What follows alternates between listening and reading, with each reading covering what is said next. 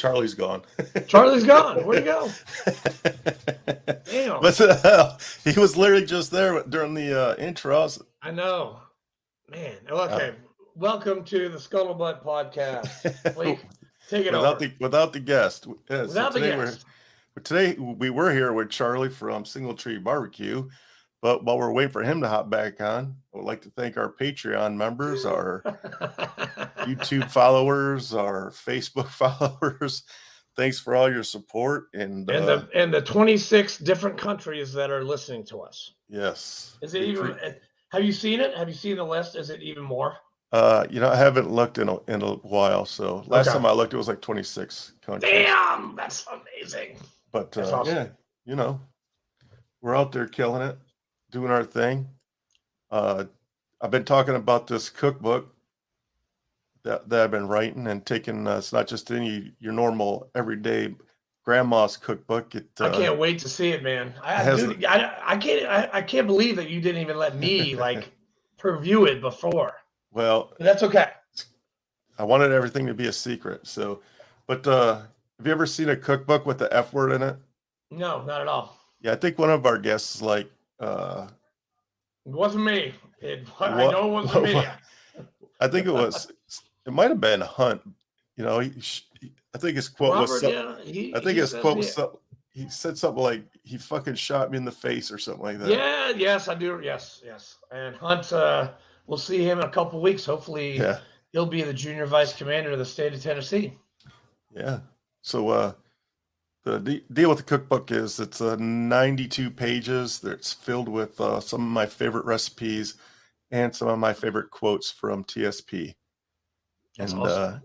When does it get printed out? It is 100% finished. It went to the printer via my publisher, who is Jeffrey Sabins. He helped me out tremendously. Gunny! I appreciate it, Gunny. So what happens is on Friday, it will he's back. Here he is. He's back. There we go. Hey, we were just killing time, dude, before you came back. We knew you wouldn't leave us. No, it just froze up for some reason all of a sudden. Yes. So Friday, I will get a draft of it. I read it over, and if I like what I see, I hit the go button, and sometime next week I'll have copies. Sweet, man. That's so awesome. We need to put that in Single Tree Barbecue for people to buy. What's that? Yes. His cookbook. I just finished my cookbook. Yeah. It's 92 pages, and it has some of my favorite recipes and some of my favorite quotes from our guests over the last 2 years. Which we need to get a nice quote from you, Charlie, at the end of this. So. Yeah, for the next book, because the next book is going to be the Farrer Brothers book, cookbook. We got to start working on that. I'm probably going to take 2 weeks off after this one because it was a lot time consuming. It was very, pretty in depth. I did it all myself. So. Yes, you did. Yeah.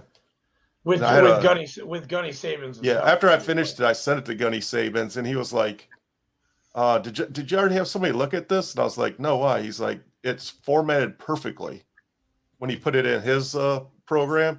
You know why? Because Fleek is a nerd. Yeah, I'm an IT guy. So he's a nerd. I built it in a software that's specifically for books. So that's cool, man. I can't wait. I'm so happy for you. I can't wait till it comes out. But with no further ado, Charlie Eblen, founder of Single Tree Barbecue. This is your show, buddy. Who are you? Tell our viewers who the hell you are and why the fuck you are on this show. I'm on the show because y'all are just nice guys and want to look at my ugly mug for a little while. Oh, that's nice. But, I am the owner, operator, founder of Single Tree Woodfire Barbecue, podcast host of Single Tree Nation, husband, father, son, all of the things, man. My most important job is taking care of my wife and kids. So, that's number one. And then the rest of the stuff takes up all of my time. When does your podcast go on? What's the word? We've taken a minor hiatus with opening the restaurant. Oh yeah, I got you. So it just takes too much time to operate the store, and then try to, which you guys know, book guests and have that every week. It's very time consuming. Yeah. So getting it all squared away. So, we're looking to go back. We were recording on Mondays, and then it would come out every Wednesday. So I think we have 16 episodes right now. Nice. So we'll get back to it. Yes. Yeah, definitely, man. Where are you from, Charlie? So I'm originally from Atlanta. I was born in Atlanta. Hot Atlanta. Yep, hot Atlanta. I lived there. Well, we moved to Phoenix, Arizona, then moved back to Atlanta, then moved to Houston, Texas, then moved back to Atlanta. When I was 9, I moved here to Murfreesboro and moved to live with my father. And we lived here in Murfreesboro. My grandfather had a farm in Shelbyville, which we can dive into later. But I spent a lot of my time out there, just kind of here and in and around Middle Tennessee. Never really left until after high school. After high school, I moved back to Atlanta. I thought I wanted to go to school at Kennesaw State University and play golf. Good school. And it was a really good school. I was down there for about a year, then moved back to Murfreesboro. My brother and I were cooks and dishwashers and whatever. We were kitchen guys, and we worked. We worked in this sports bar attached to a hotel called Shoeless Joe Sports Bar in the Garden Plaza Hotel here in Murfreesboro. And damn, when was that? Light years ago is what it feels like, but that would have been 99. And so we had a big, huge banquet that night. I think 400 or 500 people in the banquet hall. And then it was on the weekend. So we had the big dining room rush for the restaurant. And on top of that, it was football season. So, we were just extra busy because we were a sports bar, and there wasn't that many sports bars in Murfreesboro in 99. And we get done working at night. It's like 1 o'clock. My dad's a sales rep for a golf company, and he's out of town, and me and Cooper are sitting on the couch, and we kind of look at each other and said, man, what are we going is this our life? Like, is this really what we're going to do with our life? We're smart guys. We got potential to do something. Are we really going to be short order cooks for the rest of our lives? And I was like, no, that's not my plan. And he looks at me and said, well, what is your plan? And I'm like, well, I don't really know yet, but I'm going to figure it out. He said, yeah, what do you think about joining the Army? Or joining the military? Is what he said. I said, well, I've honestly thought about it a lot. My grandfather was in for a long time. Spent 27 years in the Army. And his grandfather had spent a long time in the Air Force. And so we got up the next morning and said, well, let's go to the recruiter's office. See what happens. Sounds like an episode of like Stripes, the movie. Like, let's go to the recruiting office. Let's just hang out. Let's go. Let's see what happens. Yeah. we went to all 4. And we saved the best branch for the last. So then why didn't you pick the best branch then? That's a very good question. Good one, Flake. Yeah, that was a good one. That was a good one. See, and I wasn't even shooting it at you. I was over there at him. Yeah, I know, dude. I got that. That. No, it was. Look, it was funny. We had no. There wasn't a pre-notion of we were going Army or we were going to go Air Force or we were going to go Navy or Marine. Like we had enough sense in our brains to make the decision ourselves of this is what we want to do. We're making the decision to join. So what branch are we going to go to?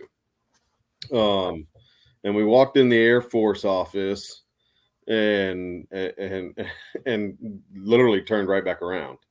Thank God it was open and you could actually go in, because like nowadays you just get the card on the door and you call them and then you schedule an appointment. I guess that's how they do it in the Air Force. I mean, hey, there's proper planning prevents poor performance, right? 7 P's, baby, 7 P's. But I mean, yeah, we weren't in the Air Force office 5 minutes. I mean, it was like, yeah, not for me. And then we went to the Navy office, was right next door. We walk in there, and it was kind of the same thing. My brother looked at me and said, "You really want to be on a boat for 6-7 months a year?" Yes. And I he does. I was like, well, we can't fish off of it, so probably not. So this probably isn't going to work out very well for us. We were there for a little bit. We listened to everything they had to say, and then we walk into the Marine Corps office, and holy shit, I've never been so terrified of anybody in my entire life. I mean, I'm an 18, 19-year-old kid. I mean, I get it, discipline and what is it? Discipline, honor, courage, commitment, loyalty, and discipline, integrity. This guy hops up and I mean, he's a young fella. Bucks aren't just gung ho, all in. And God love him, man, but he scared the shit out of me. I was just like, man, wow. I don't want to be that guy like that. Like I'm all about. Sorry, that's funny. That's hilarious. I'm all about I'm hard charging. Let's go. Right. But man, he took himself way too seriously, as we Marines sometimes do. Yes. Yeah. So we walked out of there and we were in there for a while. I mean, it was a decision that we had to make to not join the Marines. And we walk into the Army office, and that kind of opened our eyes to how many different jobs there actually are in the military. And it's not just carrying a rifle and ruck marching. There's a bajillion things there isn't you can do. What's it? Yeah, I mean there isn't. What? Yeah, Just kidding. Yeah. So I'll tell you a funny story. So in high school, I took the ASVAB and scored off the charts. Oh boy. As a junior in high school, I had every recruiter out there going, "Oh, come with us. You can do anything you want. You just come with us." It was like, you had a really great GT score. So I get done. I didn't join the Army straight out of high school. Fast forward back to now, it's me and my brother. We decide that we're going to join the Army. And I get to MEPS. My brother never took the ASVAB.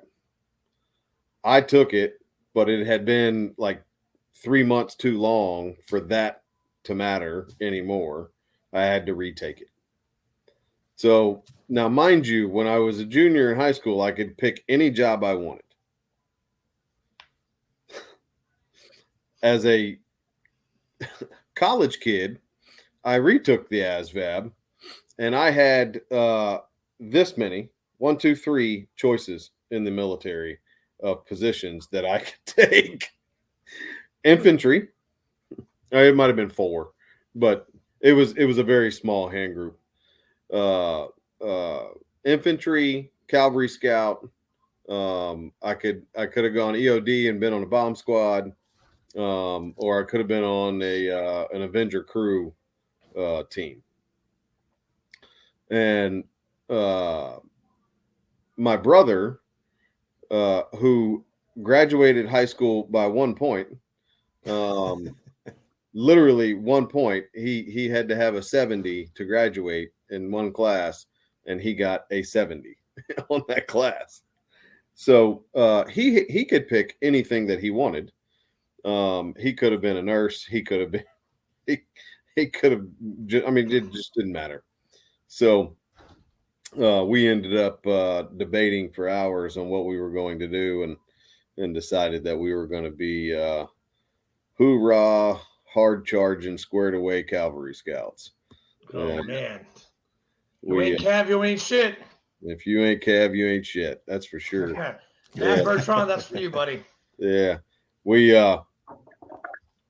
So we get it, and the funny part about all of it is we get through basic, you do all of that stuff, and then you get through your advanced training, and you really learn your job and how to do everything, and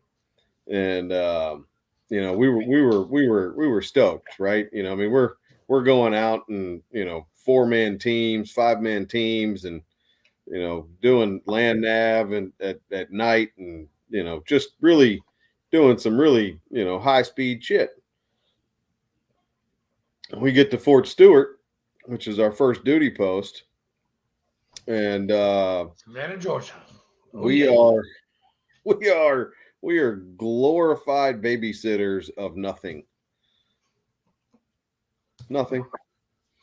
My first 6 months, we guarded a fenced in field that had nothing in it.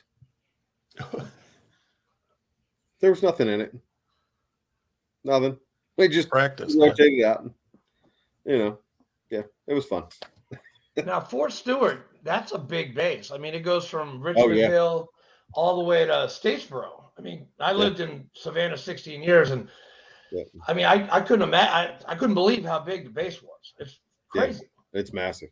Were you down now that field where you were guarding? Was that more the Richmond Hill side, or was that like Statesboro side, like up north? Statesboro, the north side of post. Okay. I know where you were. Yeah, it was up by our gunnery, where we took all of our Bradleys. Okay. And it was. Look, it was. It was some of the worst times I've ever had from an uncomfortable standpoint, but some of the best times, and learned the most about life and myself than I ever have. I mean, my time in the military was unbelievable.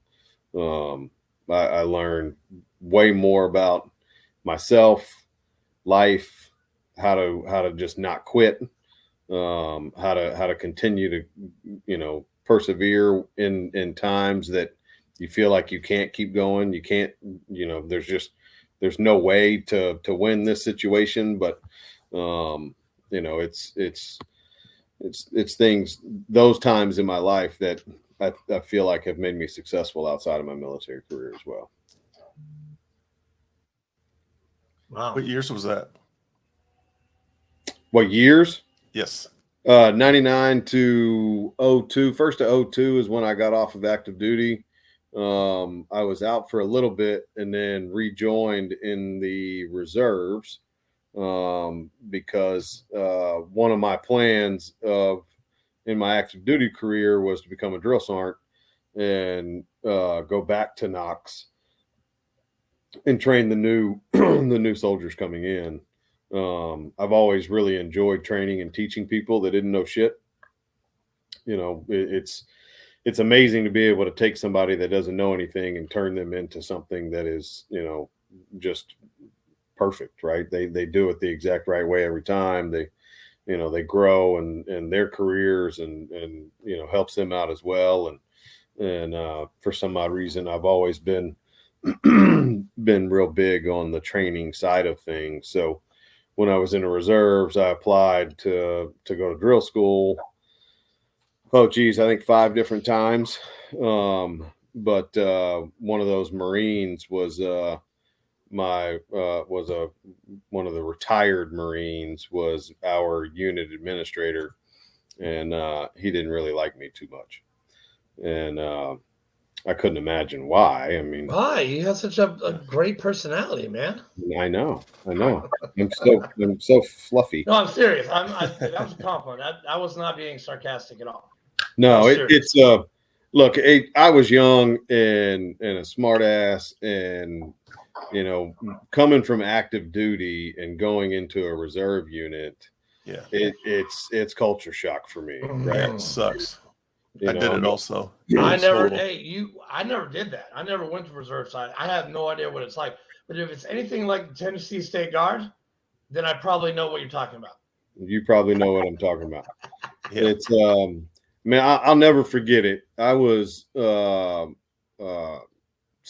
I came into the unit as a corporal, and the filled the section sergeant for my section. I only had 3 soldiers in my section. One of them was a specialist, who I really didn't outrank, but I had the NCO title, so I got it. And then one PFC, and then 1 buck private straight out of basic training. And the buck private straight out of basic training, my first drill weekend, shows up late, out of uniform, didn't shave, and looked like he had been wearing his boots to work at his civilian job all week long, and they weren't polished. And none of that was a go for me at all. So I told him that if he was going to look like shit, that he could at least be in shape. And so I would meet him out front, and we would talk about his appearance when he came to work. So we talked about his appearance and came back inside. Unit administrator sees him, completely soaked in sweat, and kind of pulls me off to the side and says, "Hey, don't you think you should kind of take it easy? I mean, it is your first day." And I said, "Well, my boots are shined, my uniform's pressed, and nobody had to tell me to do it. He's got to learn from somebody. Might as well be me." And later that day, the sergeant major came up to me and said, "Hey, good job on the new soldier. Somebody needed to kick his ass and get him in gear." "Roger, sergeant major, I got you." we'll make it happen. But it was just a different world, man. I mean, they called everybody by their first name. There was no rank. And, I mean, I had a little butter bar lieutenant, really, really nice lady. But she called me Charlie one time, and that was the last time she called me Charlie. And I got in trouble for that one because I kind of gave her the tea, but I should have gotten it. Yeah, that's Article 90, 91. Yeah. Disrespect of an officer or some shit like that. Yeah. It wasn't bad. I just got told that I needed to be a little bit more respectful. Oh shit. So yes, I got you. Roger. We're tracking. We'll keep on moving forward. So, but it was just, I came from a unit that, we had our guys that struggled too, but I mean, for the most part, my unit was pretty high speed. They were, a rapid deployment, unit that, we prided ourselves on being ready to go and rock and rolling within 36 to 48 hours. And that's not the easiest thing to do. To come out from that, and the guys that I was with on a daily basis and the discipline they had to go to a unit to where we got privates that can't, come to work in a clean uniform and, shave and be ready to rock and roll was just not acceptable. Right. So, but it goes back to one of those life lessons, proper planning prevents poor performance. Right. Yes. Prior proper planning prevents piss poor performance. Yeah, you got all 7. I shortened that down, make it something. No, I know. Well, hey, dude, they told me that all the time in the car. They're like, my sergeant was like 7 P's, drilling it into our head, and I was like, God, man.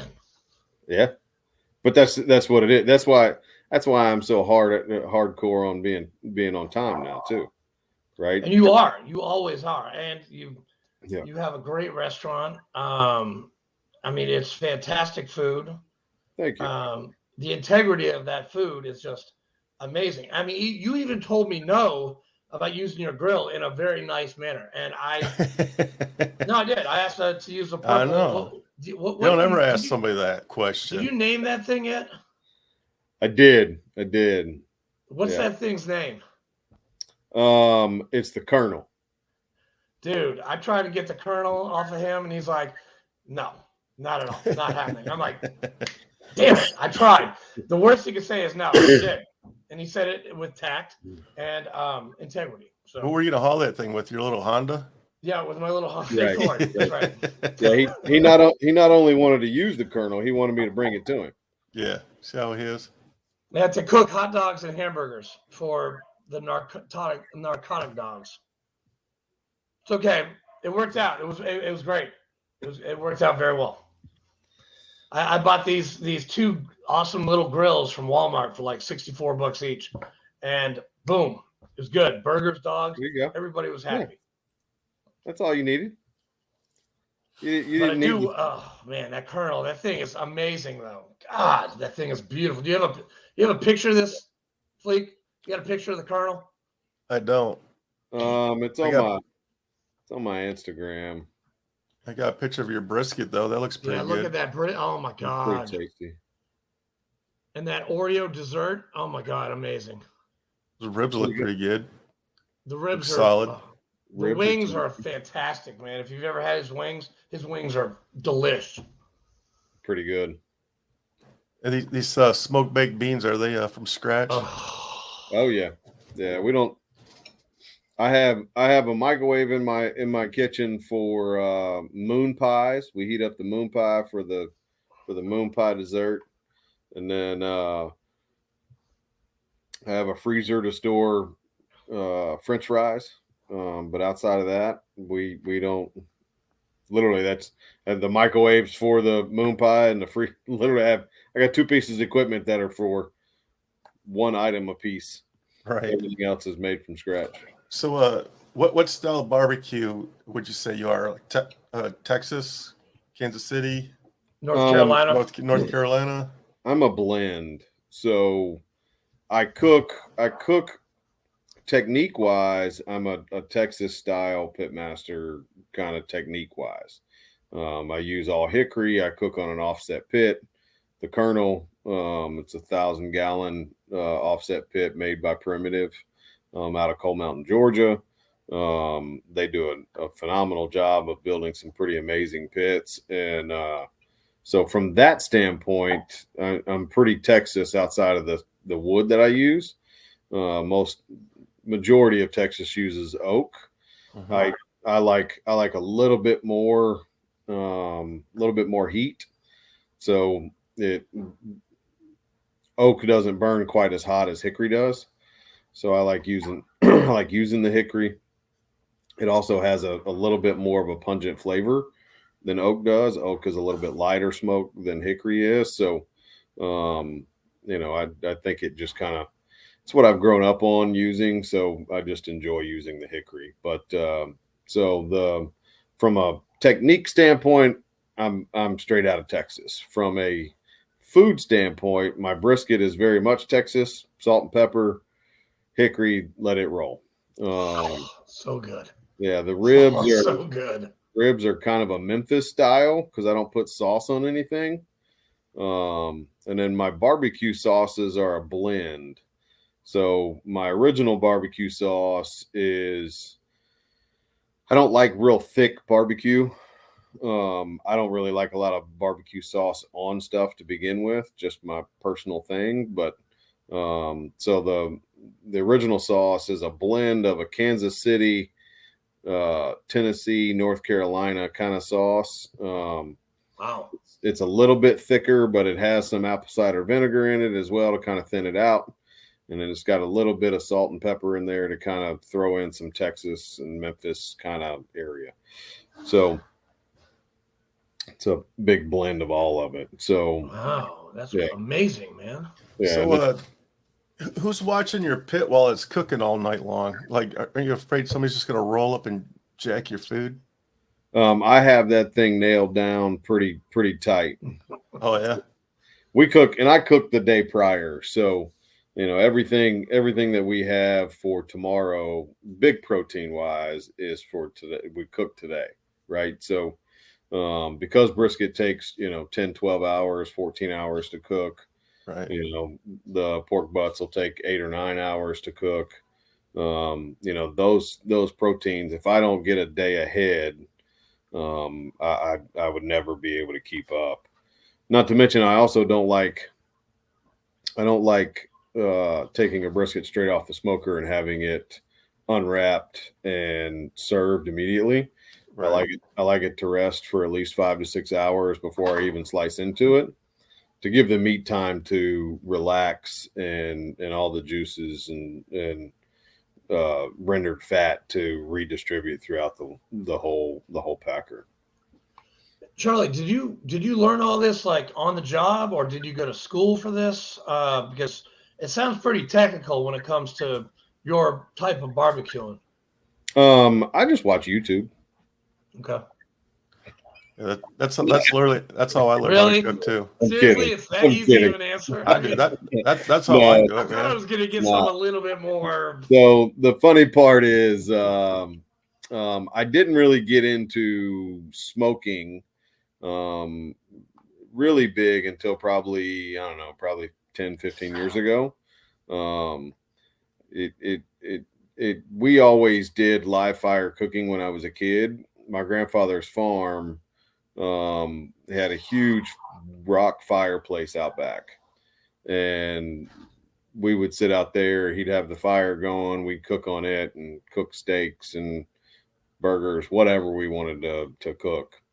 And that's where I learned a lot about smoking, with not even smoking, because when you're smoking foods, it's really not about the actual smoke as much as it is fire management. So you never really want to have a whole bunch of billowing smoke coming out of your smoker, right? Because when you do, then you don't have a very clean fire, meaning it's not a flame going in there. So then that gray smoke or that black smoke that you get, that will turn your food very pungent and have kind of a creosote flavor, right? It's just not good, right? You ever eat a smoked wing, and it just kind of just doesn't taste good? Yeah, it tasted acridity, like it tastes very acidy, like a lot of acid. Yep. Well, that's that smoke getting into the chicken. So when you have a very clean fire, that doesn't happen. You're really just cooking with heat. So the smoke adds seasoning to the meat, but it doesn't actually cook the meats. The heat from your fire is what will do that. So learning how to manage a fire was what really got me to be able to understand how to smoke meats. And that's the hard part, is when it's cold outside, you're going to manage the fire differently than when it's hot outside, when it's raining, when it's overcast, when it's just cool, when there's a lot of humidity, when there's not a lot of humidity. I mean, there's a lot of different factors that go into where the wind's blowing. If it's blowing from the north and I got my pit facing to the south, then I'm probably going to be all right. But if it's the other way around, then I'm going to have to be careful about how much air is actually getting into the firebox. Because if there's too much air getting into the firebox, then I'll get the pit really hot really fast.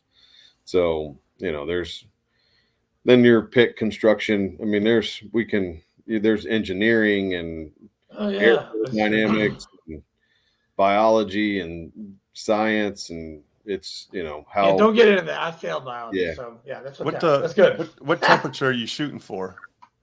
I like to stay right at 250 degrees. If you cook at 250 and you stay at 250, you can, the thing about smoking is it doesn't matter what temperature you use. You can, I know guys that cook at 275. I know guys that cook at 225. And as long as you maintain that level of heat the entire cook, then your food will come out the way you want it to. It's when you get down to 200, right? You're trying to maintain 250, but you get down to 200. Then you go in there and you throw in too many logs and it spikes up to 300. So then you're on this roller coaster of a cook for the whole time. And it adds time to how long it's going to cook. And then when it's getting hot, you run the risk of burning the outside edges of some of your food. And if you have smaller proteins on, like ribs or chicken quarters or chicken thighs or something along those lines, then you start burning your food on the outside edges, but then the inside's not even close to done.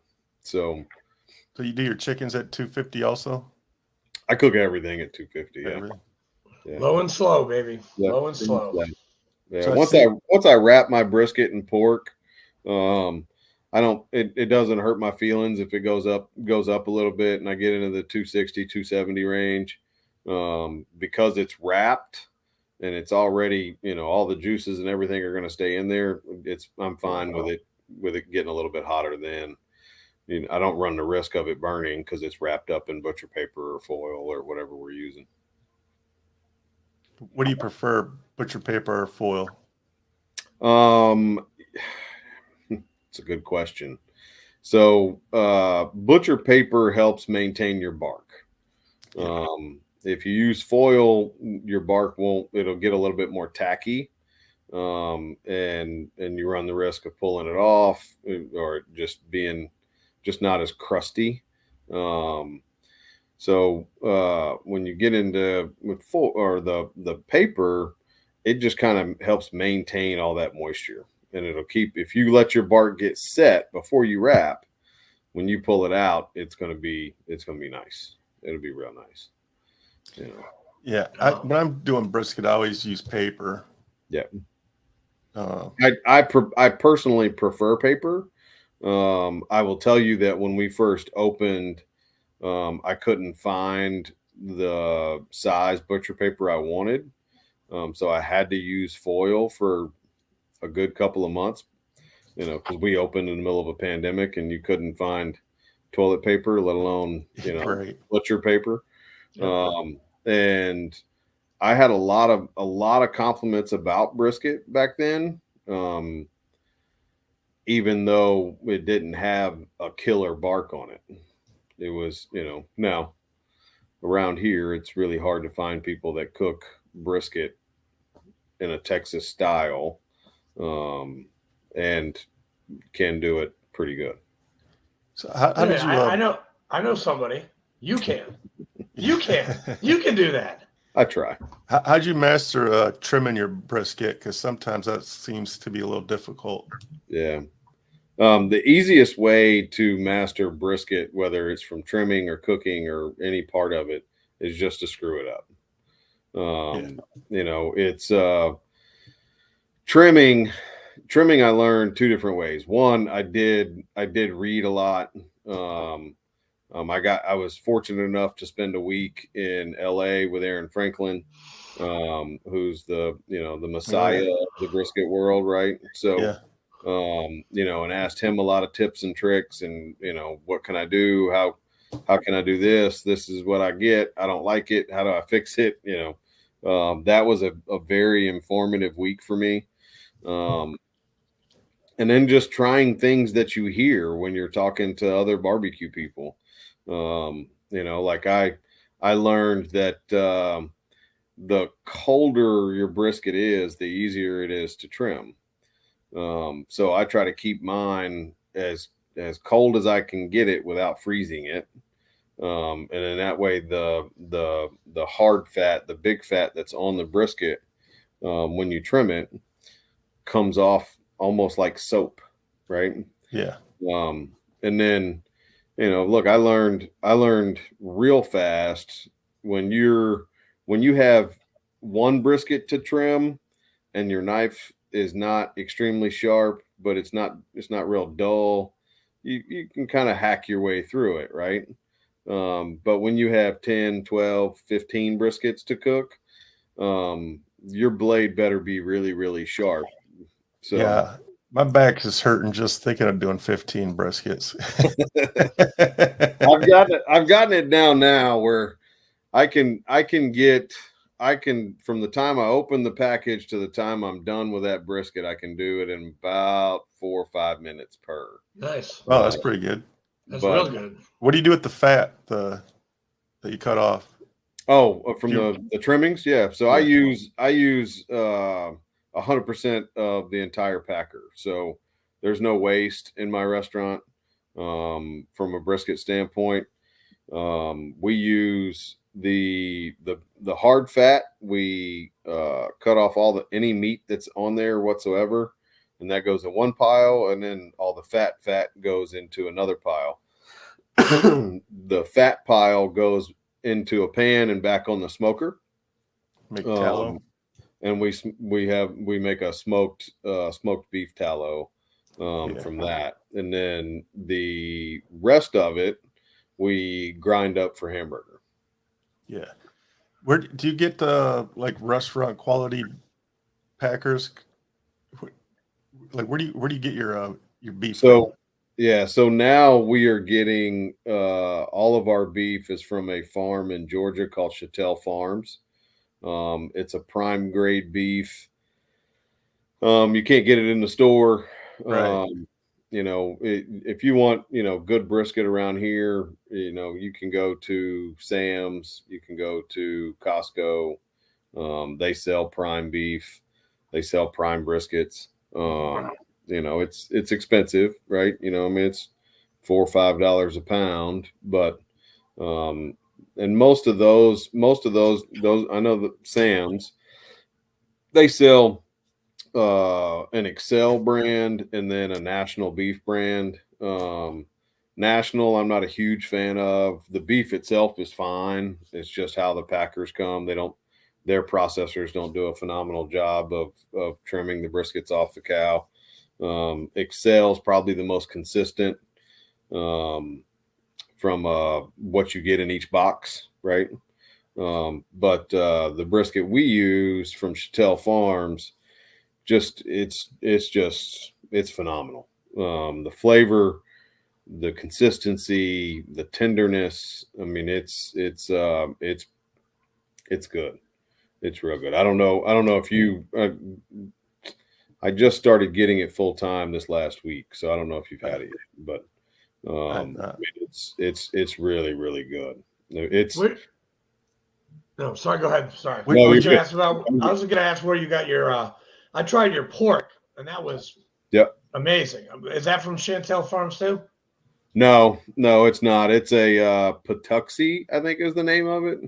Okay. They do a pretty good job. It's a very, very consistent product all the way down the line. Oh yeah, that was really good. There's a theme that you'll find in my restaurant is consistency and simplicity. Everything I can use.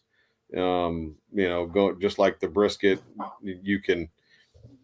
the trimmings that I have left over from a sandwich or a plate or whatever that may be, I can use that for my smoked beans, right? So we try to keep everything intertwined where you don't have a ton of different single items in the restaurant that are just used for one specific thing. So we can keep everything together and keep all the recipes very simple, and that way anybody and everybody can make them. Charlie, are you part of the Chamber of Commerce yet here in town? I'm not. We have actually been having some conversations the last week or two. Okay. And then I was just gonna ask if you guys had a ribbon cutting, or if there's gonna be one in the future. I don't know. We might not. I'm not. For me, it's word of mouth is a big part of it. Social media is a big part of it. The fact that you were on Channel 2 News like 2 weeks ago, yeah, that was kind of big too. Yeah. Well, we were on Channel 4 this afternoon. Channel 4. Sorry, is it 2 or 4? Which one is Both. it? Both. You were on both? Oh, yeah. I didn't know about 4. Shit. Damn, yeah, good for you. That was today. So you did Channel 4 today? Yeah. Oh man, I missed it. Damn. Yeah. Hey, let me ask you, if I ever wanted a good brisket to do at home, would there be any chance I could come and buy a fresh one from you? Yeah, of course. God. Nice. Hell yeah. Yes, good question. Yeah. Good question. Yeah. Because like you go to Kroger, they got crap. There's 3 different grades of meat that a consumer can buy. There's choice, select, and prime. Yeah. I want the good stuff, man, that these guys get. Yeah. Hey, he's right about Sam's Club and Costco. They got some good meat up there. I really only buy my meat at either one of those, because the other places, Kroger and Publix, they just don't cut it for me. Nope. Yeah, Sam's brisket, their brisket's good. If I can't get the brisket I want, I'll go to Sam's and get it. It's they're prime. I wouldn't go with the choice, but right. But that's also a personal preference on just smoking. I don't like smoking choice briskets. I don't think there's enough intermuscular fat, right, for it to produce the product that I want it to produce. Right. You can cook it good, but it's just not great. Yeah. I got my brisket down pretty good, but I'm trying to work on my chicken now, because you don't want rubbery skin. Yeah. Cooking with Squidly. He's trying to get tips right now. Yeah, I'm always down for. I love cooking. So I do like cooking. Are you what kind of are you cooking? Whole birds, or are you cooking quarters? What are you cooking? So I cook whole birds, but I think I was just thinking to myself the other day, I'm going to start quartering them. And if you cook a whole bird, it's fine. There's nothing wrong with cooking a whole bird. I love cooking whole birds. I will tell you the best. I have personally found that spatchcocking a whole bird, putting the breast towards the fire, and just let it roll. And if you cook it at 250 to 275, the biggest part about getting a crispy skin that I find that most people make a mistake in is when they put it on their smoker, the skin's not dry. They don't let it sit out long enough and pat it dry. You got to pat it dry once, right? And then you got to pat it dry again before you season it. Do you oil it or anything? No. The quarters I do for the restaurant, we literally I pull out of the cooler, I rinse them off, trim them up, and make them look pretty, right? And then once they're completely rinsed, I let them sit for like 10 minutes and just kind of dry them off, make sure all the moisture is getting out of it, because the least amount of moisture you can have in the skin, the more it's going to get crispy and not get burnt. What's your take on pulling the skin off, season the meat, and then put the skin back over top without ripping it? I've heard people do that. I've just never done it. Yeah. I've never even heard that people even do that. Do people do that? Really? Oh, yeah. Now, one thing I will tell you is that I've never done that ever. I like doing at home. I can't do it for the restaurant because it's too time consuming, but pulling the skin, if you take a quarter or the whole chicken, you can shove your hand up in the cavity in between the meat and the skin and kind of pull it away. And then I like shoving pats of butter and garlic in there. And that's always a fun thing to do. Yeah. Sounds delicious. It does. It does. I just had pizza, but now I'm hungry right now. Damn. I just had pizza also. Did you? Yeah. I had a frozen pizza. It wasn't too fancy. Oh. Charlie, Love it. do you from your military experience to single true now, what do you think that you've taken from your military time? By the way, thank you for your service. Yes. And how have you put it into use into your daily life as founder of Single Tree Barbecue? Look, man, I will tell you this. I'm not the smartest guy in the room. Nor do I really want to be. You know, I never want to be the guy that walks into a room and, you know, has all the answers. Because of that, I've always felt like I've had a chip on my shoulder as far as how successful I can be. You know, somebody else has got this degree, that degree, or they've been in the industry this long or that long. And, you know, I was always the youngest manager in every restaurant that I ever ran. I was, you know, right before I turned 22, I became a general manager at 21 years old, fresh out of the Army, and became a GM of a restaurant. I was the youngest multi-unit manager at Ruby Tuesdays when they had 700-800 locations. The youngest vice president, the youngest chief operations officer, all of those things, right? Wow. I've Nice. always been the youngest, and but I've done that because I'm not politically correct. I'm not human resources correct. I talk to you how I talk to you. I treat you like a human being. I get mad.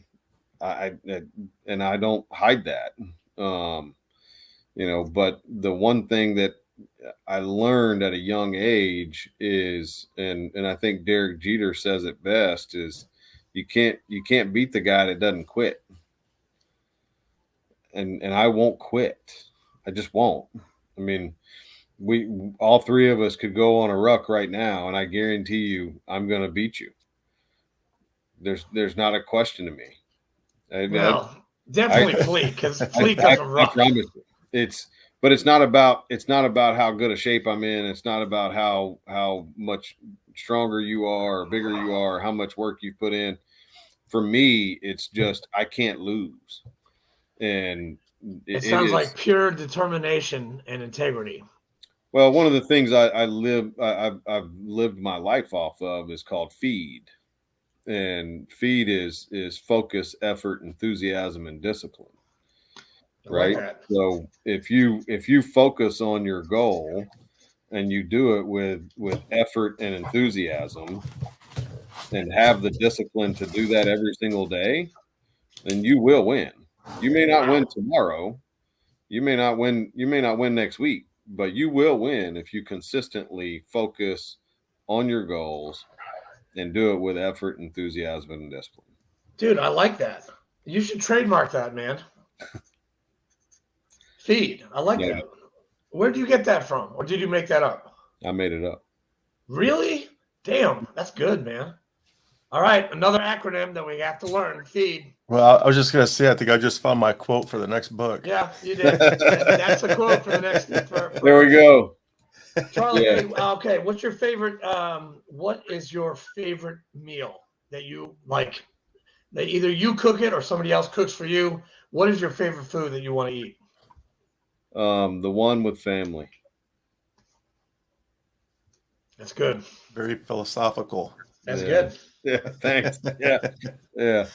I look, man. I'm a food guy. You know, I mean, I grew up in a household where we ate ribeyes and baked potatoes, right? And we sat on a back porch and, you know, drank bourbon and smoked cigars and cooked, you know, crappy ass sirloins over a fire and, you know, ate the bass that we caught out of the pond earlier that day. Like, you know, for me, food is not. It's not just food. It's family. It's community. It's how can we sit around and figure out how we're going to conquer the world's problems tonight, not sit around and, go get some, creme brulee or, with a 90-day-old dry aged ribeye that was. But that does actually sound pretty good, but it does. Yeah. But no, you're right. And you were getting to a really good point. The community, the family, like it doesn't matter what you're eating, you're just around with each other. And I did this yesterday. I had a lot of my VFW members, our VFW members, come to my house and cook burgers and dogs. And the food wasn't great. I mean, it was frozen burgers that took like 3 minutes to cook, and these, horrible hot dogs. But you know what? It didn't matter. I hope they were all beef hot dogs. No, they were. They were all beef, definitely all beef. But they were like ones I bought at Publix. I mean, I got a 2-pack for like, I don't know, $15 or something like that. And there were like, there were 15 hot dogs. And it was just, it wasn't the food, it was the company. And Charlie's right. It's not what you're eating, it's who you're eating with. And I think you dived into my next question about saving lives. And that's what Fleek and I are trying to do with these interviews, are trying to save, lives of our veterans, and getting around and talking and it being part of the community is a big thing, and eating together and sharing a meal, breaking bread. Yeah. Definitely helps people. And that's what you're doing in our community at Murfreesboro. I mean, you came out of nowhere and you are like the best barbecuer, smoker, barbecuist. I don't know. What is your terminology? What is your no, that's good. I'm good with that. Yeah. You're a barbecuist. A barbecuist, right? Is that what it is? Something along those lines. But yeah, you're doing this for us. I mean, you fed how many? 300 people at an event. Where was that? It was I saw the slabs of meat like on a huge table. Where was that at? That was at Redstone Federal Credit Union. Bank. Yeah, you fed. It was the Chamber of Commerce's after hours. Yeah, the after hours. That's right. The party after hours, or business after hours. Yeah. And you doing so much for our community with food and bringing people together, and people are talking about your food, from Cedar Glades Brewery to Panther Creek to Single Tree to, across town. Everyone's talking about Single Tree Barbecue. You've done an amazing thing, man. My father and my grandfather are very big role models and influences in my life. Your father's cool, by the way. I did meet him. He's awesome. He's an all right fellow. We like him. We like him. No, I don't know where I'd be without him. He helped shape me into the man I am today. And my grandfather did as well. And it's where the name of my company comes from. Single Tree was my grandfather's farm.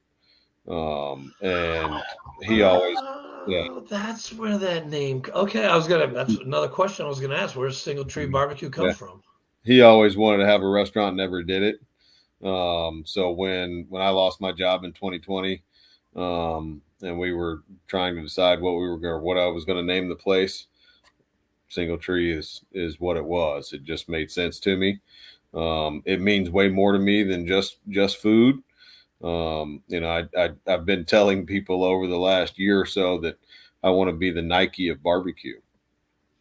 And he has. He's said that a couple times. So that he said that. It resonates with me a little bit. And dude, hey, it's looking good already. Well, if you look at Mr. Knight, who started Nike, he didn't start Nike to make running shoes or apparel or any of that. He wanted to be the street lights for the guys that were running, right? He was trying to build community. He was trying to help people achieve their goals. We're trying to do the exact same thing. Our mission statement is to build community through online storytelling, digital hospitality, and the perfect plate of barbecue. Wow. That's a good mission statement. Yeah, I like it. That's a really good one. Yeah, I just think that you have to tell stories, for people to understand your past. You have to tell stories for people to understand your future. You have to have undeniable hospitality for people to want to hang out with you. And if you're not selling the perfect plate of food, then people aren't going to buy it. And, my goal and my job is as a founder of a company here in town is to make an impact in our community. For me to make an impact, I have the ability, I have the thoughts, I have the ideas. I have to just go out and do it. It's my responsibility to make sure that I am impacting that community in the right way. And if I can do that through the perfect plate of barbecue and partnering with you guys or Stop 22 or some of these other local businesses, like we were talking to the Brass Horn today, which is a coffee shop. The Brass idea. So, we want to get, we want to get with them and get our own brand of coffee through them. Nice. So then it's not only solving a need that I need, right? I need a good coffee, but then it has, another local establishment that is based out of here, driven from here, helps our economy and helps our community grow. Man, I saw Joe Carr this morning. I wish I had told him. I forgot to tell him that we had Charlie Eblen on the TSP tonight, and I walked right past him. I was like, "Hey, what's up, Mr. Mayor?" And I was like, "Oh shit!" I was going to Joni's. I was like, "Damn it! I forgot to tell him that we're interviewing the best barbecuist in Murfreesboro. Damn it! It's okay. I'll see him again. I'll see him. I'll see him again. I'm sure he'll come. I was downtown. I was downtown at Joni's today getting, Woods Viking. They cut me all up. I look fabulous. Thank you. Thank you, Woods Viking. You do look fabulous. I know. I am. You're all glammed out. I am glad I am. But those those two Purple Heart parking spaces in the center of town, they got destroyed this weekend. I didn't even know this. Who did that? I had to go. Did somebody one got bent, one got stolen. So I immediately Facebooked Commissioner Pettis Reed, and he's like, "Oh, I know about it. We're getting him taken care of." So that's awesome. We're going to have our Purple Heart parking spaces back. But I tried to go park in my spot this morning, and there were two big Ford F-150s, and I'm like, they don't have Purple Heart license plates. Why are they in my spot? And they were gone. One got bent, one got stolen. So you have a handicap sticker anyways, don't you? No, just Purple Heart. I have a handicap placard. I want both, but I don't think they do that in Tennessee. They don't do Purple Heart and handicap at the same time. Yeah. I don't think they do. Well, you're covered either way, so you're good. But no, that was a thing from downtown. Charlie, you need to bring your stuff to Saturday downtown or Sunday. Saturday market. Saturday market. Oh hell yeah! I think you'd mop up there, man. It's good. It's a big market. And you to get your beard trimmed up. Do you go to Woods Viking for that? Or do no, you do it yourself? I have most of the time I do it myself, but I've used I've gone to Tapered Barbershop.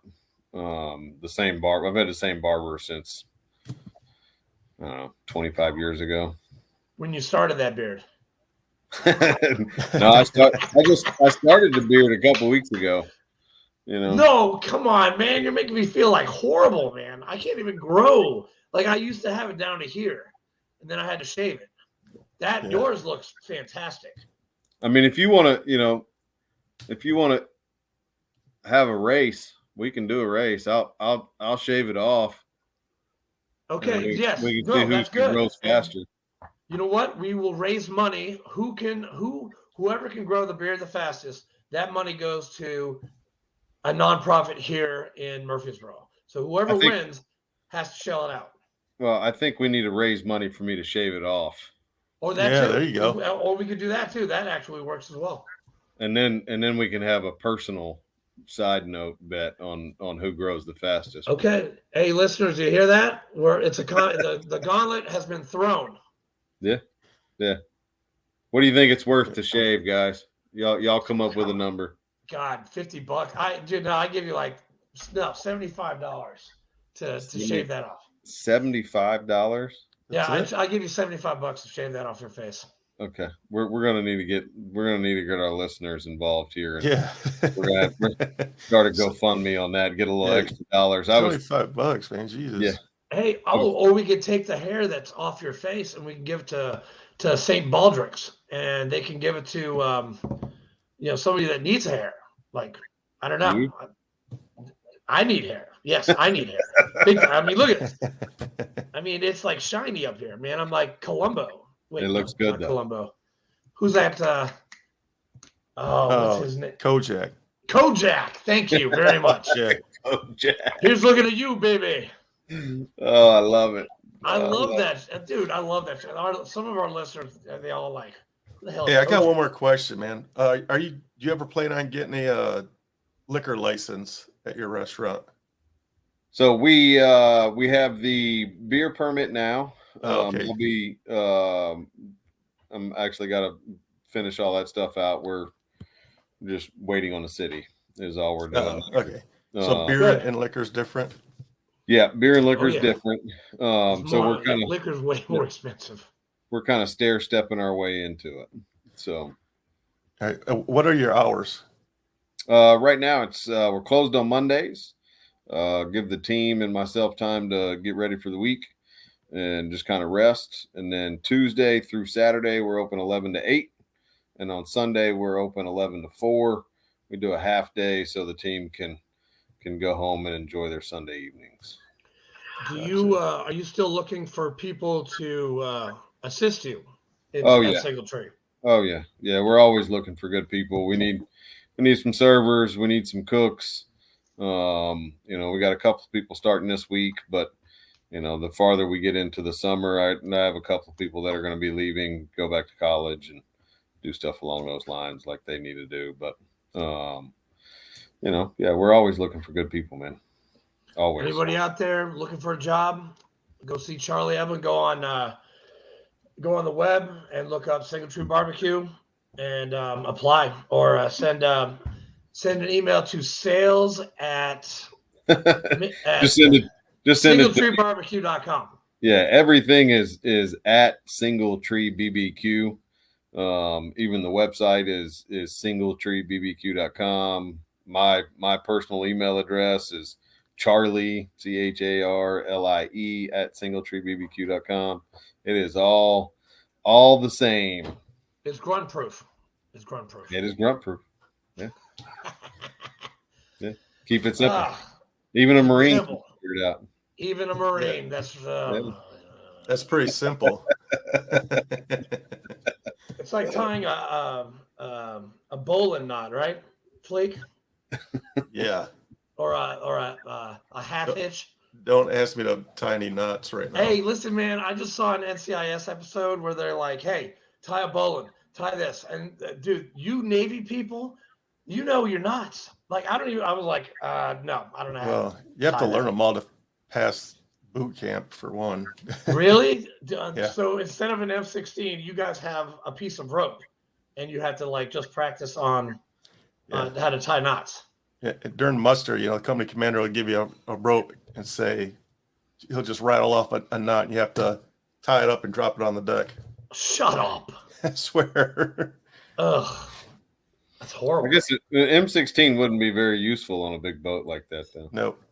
Well, and enlisted on a ship, they can't have any weapons. Only the officers can. And I learned that from Marine Corps and from NCIS. Yeah, my entire time in the Navy, I never touched one weapon. At all? Not a shotgun? Nothing? Nope. So the day that we were supposed to go to the range, so I was in Great Lakes, which is north of Chicago. My first day was January 28th. So you can imagine north of Chicago in January. Ooh, that's cool. So the day that we were supposed to be on the range, it snowed like hell. So we were on stand down in our barracks or in our berthing areas. So we weren't even allowed to go outside. It was snowing so bad outside. Oh, wow. So the hazing continued inside. Good. Yeah. Good. The crazy thing was, this was in 1985, January 1985. The only way you could get a 15-minute break is if you smoked. If you smoke and coke, and if you didn't smoke, you were scrubbing the toilets or swabbing a deck. Yeah, I'm like, yeah. In boot camp? Yeah. Yeah. I don't know what a 15-minute break is, because we never had that. Shit, we were never alone ever, except like, talking to your friends on a toilet. I'll tell you my funny boot camp story. Please do, Charlie, please. So mine was OSUT training, the one-stop unit training. So we did all my all 17 weeks was all at the same unit. Okay. Yeah.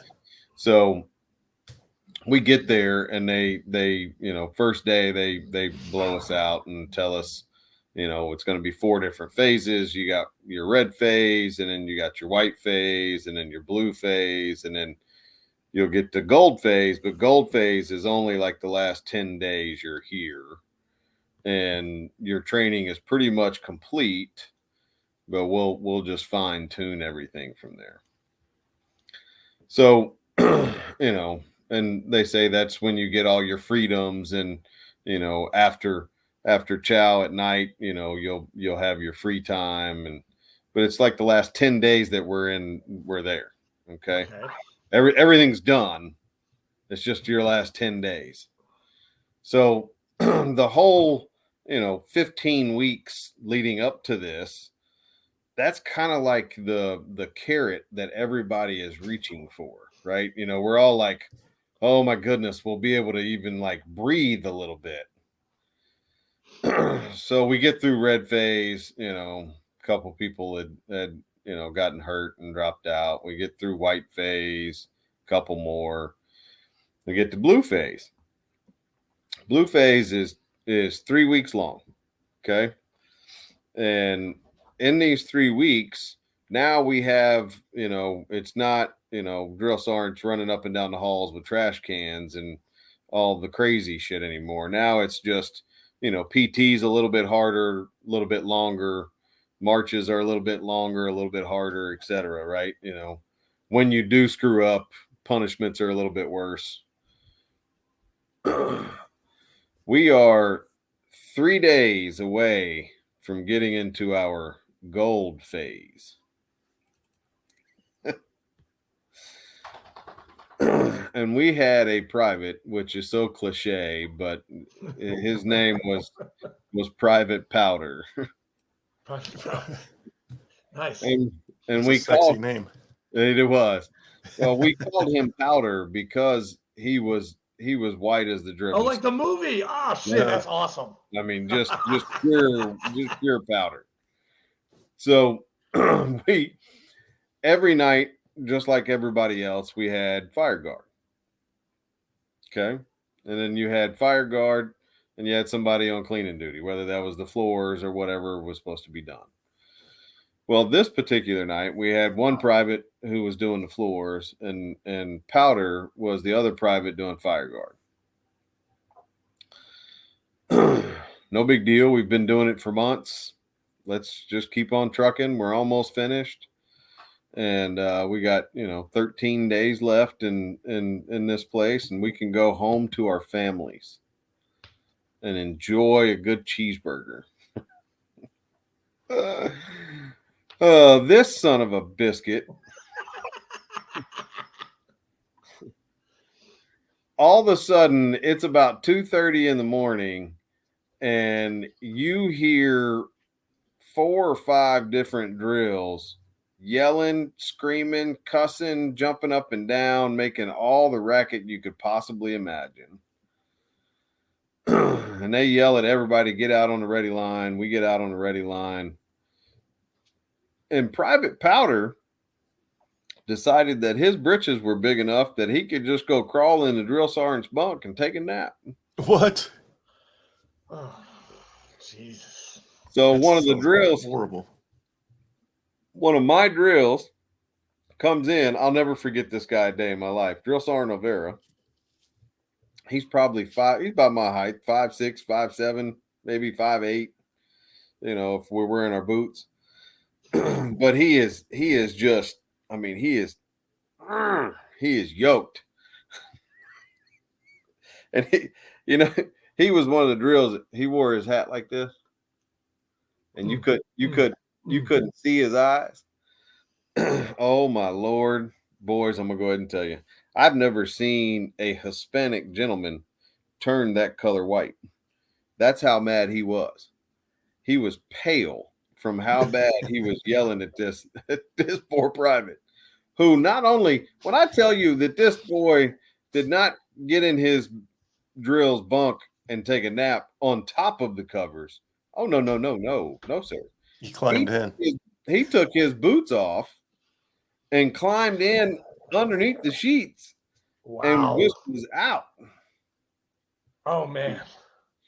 So we got treated like we were not even in the military anymore because we were less than that, because we would allow one of our privates to do something so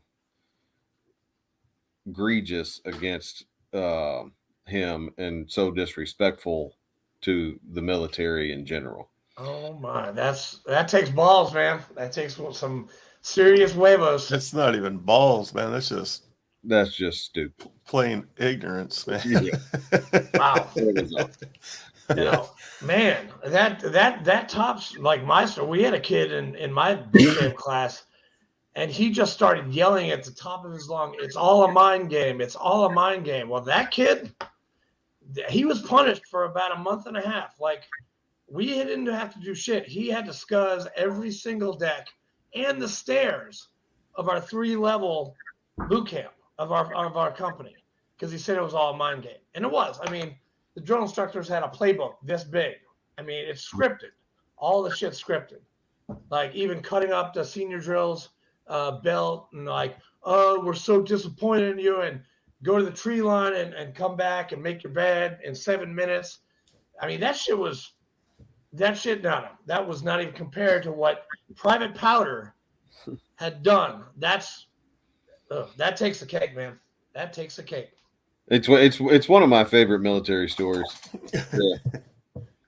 That's hilarious. Well, hey, Charlie, it's an hour at 18.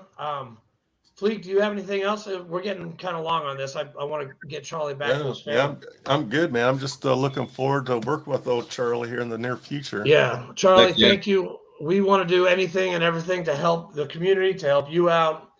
VFW, Marine Corps League, DAV, VVA, whatever. Yeah, send veterans to sporting events. Heck yeah. I do need that. If one of y'all could send me an email with all that in writing, so I can get with one of my vendors that I've already been speaking to, so we can put some stuff together. I might be able to get some stuff donated that would be really cool. Okay. I could send you my EIC from the IRS, saying that I'm a legit nonprofit, and I could send you I could send you my fact sheet. And I could send you all kinds of stuff. I love it. Yeah, that'll do good for us. I've been talking. I'll send my stuff from the VFW too, if you want that too. Yeah. But Charlie, we love you, man. You're the best barbecuist in Murfreesboro. So you've heard it here. He is the best. Besides me. Single Tree Barbecue. Try his stuff. It's awesome. Great food. I love it. I love it. Thank you, sir. Thanks for your service. Thanks for hopping on, and thanks for delicious food. Thank you, guys. I appreciate you. Yes, we'll see you. See y'all.